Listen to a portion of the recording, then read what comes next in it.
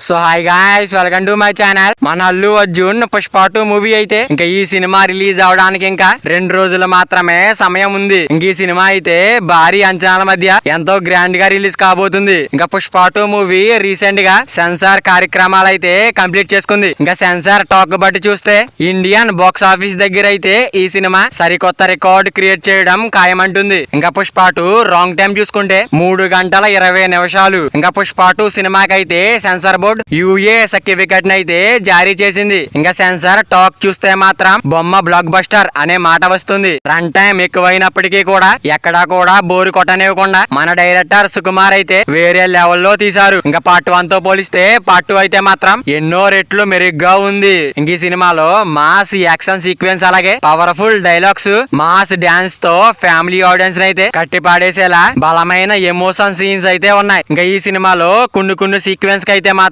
Booze once అయితే మాత్రం పక్క.